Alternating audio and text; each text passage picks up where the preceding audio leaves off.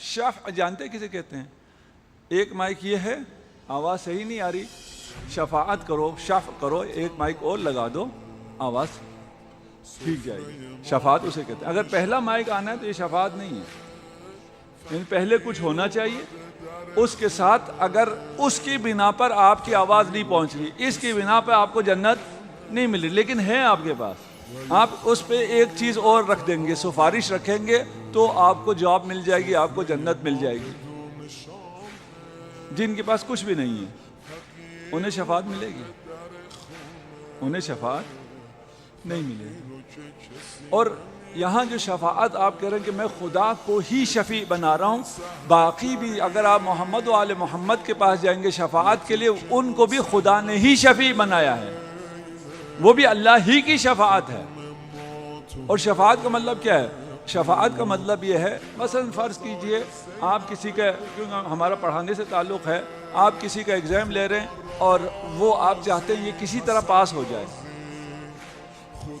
ابھی تک جو میں نے 3 سوال پوچھے ہیں اس کی بنیاد پہ تو یہ فیل ہے، لیکن آپ چاہتے ہیں کہ کسی طرح پاس ہو جائے، آپ کیا کرتے ہیں؟ آپ چوتھا سوال بھی کرتے ہیں۔ وہ چوتھا سوال کیا ہے؟ شفاعت ہے، شاید اس کا جواب دے دے تو یہ پاس ہو جائے۔ وہ بھی نہیں دے سکا، آپ 5واں سوال کر لیتے ہیں۔ تو جو اچھے استاد ہوتے ہیں وہ اس طرح کرتے ہیں۔ اسٹوڈنٹ کیا سمجھتا ہے؟ وہ سمجھتا ہے یہ تو مجھ پہ زیادہ سختی کر رہا ہے، باقیوں سے 4 سوال پوچھیں، مجھ سے 6 پوچھیں۔ بھائی 6 اس لیے پوچھیں کہ تو کچھ جواب دے اور چلا جا۔ شفاعت کا مطلب، یعنی خدا خود شفاعت کا مطلب کیا ہے؟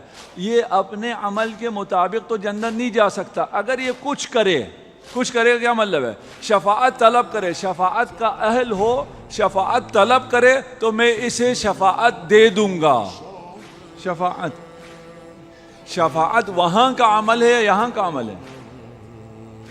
یہاں کا عمل ہے۔ آپ کہتے ہیں میں فاتحہ پڑھتا ہوں تو اس مرحوم نے کچھ نہیں کیا، یہ بھی شفاعت ہے نا، شفاعت کی ایک قسم ہے۔ آپ یہاں فاتحہ پڑھتے ہیں، مرحوم کو وہاں فائدہ پہنچتا ہے۔ یہ جو آپ فاتحہ پڑھتے ہیں یہ بھی در حقیقت اس کا عمل ہے، آپ کا عمل نہیں ہے۔ کیسے؟ وہ کوئی ایسے کام کر کے جاتا ہے جس کی وجہ سے لوگ اس کے لیے فاتحہ پڑھتے ہیں۔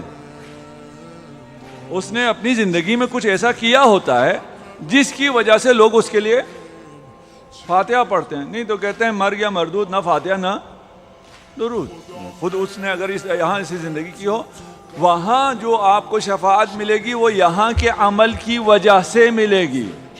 اگر یہاں عقیدہ ٹھیک ہوگا تو وہاں شفاعت ملے گی۔ ایسا نہیں ہوگا کہ آپ کو کہا جائے شفاعت میں آپ کا عقیدہ ٹھیک کر دیتے ہیں۔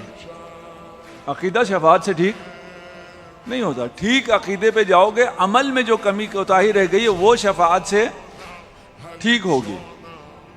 ٹھیک عقیدے کے لیے، صحیح عقیدے کے لیے تعلیم حاصل کرنی پڑے گی، اہل بیت کی باتوں کو سننا پڑے گا۔ بس اگر آپ کو شفاعت ملتی ہے تو وہ شفاعت بھی آج جو آپ نے عمل کیا ہے اس کی وجہ سے ہے، کل کی وجہ سے شفاعت نہیں ملے گی۔ اس کے لیے آپ کو عمل کرنا پڑے گا، اپنا عقیدہ صحیح کرنا ہوگا۔ صحیح عقیدہ نہ ہو تو وہاں پھر کسی کی سفارش نہیں چلے گی۔